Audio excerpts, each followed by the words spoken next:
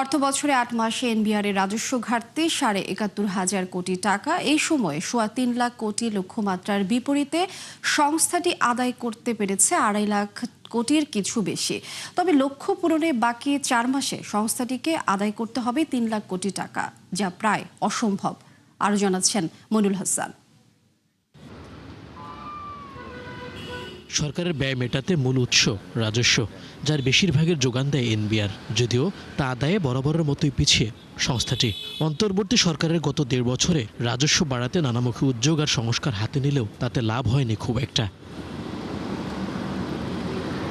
রাজনৈতিক পালাবদল আর নির্বাচনের মাস ফেব্রুয়ারিতে তলানিতে ছিল এই আয়, ফলে ঘাটতি রয়ে গেছে ১১,৫০০ কোটি টাকা। ৪২,০০০ কোটি টাকা লক্ষ্যমাত্রার বিপরীতে সংস্থাটি আদায় করতে পেরেছে ৩০,০০০ কোটির কিছু বেশি, যদিও বছর ব্যবধানে বেড়েছে ৮.৫%। তথ্য বলছে ৮ মাসে এনবিআর এর রাজস্ব ঘাটতি দাঁড়িয়েছে ৭১,৫০০ কোটি টাকা। এই সময়ে ৩.৫ লাখ কোটি টাকা লক্ষ্যের বিপরীতে আদায় হয়েছে ২.৫ লাখ টাকার কিছু বেশি।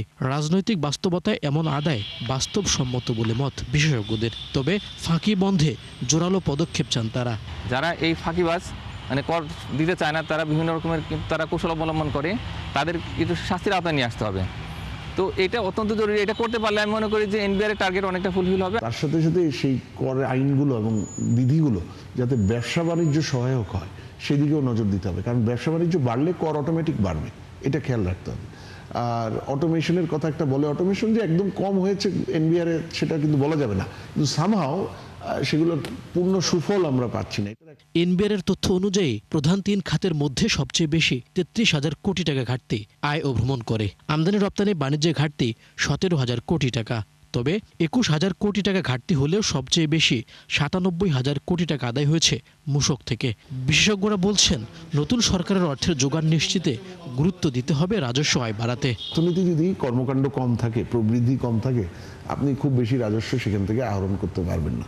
সুতরাং সেটাই আমরা প্রতিফলন দেখছি এই ৭০,০০০ কোটি টাকার ঘাটতিতে। আর তার সাথে ধরেন যুক্ত হয়েছে যে রাজনৈতিক পালাবদলের একটা বিষয় ছিল। এই সময় আসলে সরকারের আর্থিক চাপটা আরও বাড়বে। এখন যতটুকু আছে তার চাইতে আসলে চাপটা সামনের যেহেতু বেশি হবে, সুতরাং এই সময়ে আসলে বেশি রাজস্ব প্রয়োজন। তো এই কারণে এনবিআর এর প্রতি দিক নির্দেশনা এবং এনবিআর এর নিজস্ব যেটা কৌশল, যে তারা কিভাবে আসলে রাজস্ব আদায় করবে, তো সেটা তৈরি করা প্রয়োজন। চলতি অর্থ বছরে এনবিআর এর রাজস্ব আদায়ের লক্ষ্যমাত্রা ৫,৫৪,০০০ কোটি টাকা। লক্ষ্য পূরণে বাকি ৪ মাসে সংস্থাটিকে আদায় করতে হবে ৩ লাখ কোটি টাকা, প্রতি মাসে যা ১.৫ লাখ কোটি করে। মইনুল হাসান, ৭১, ঢাকা।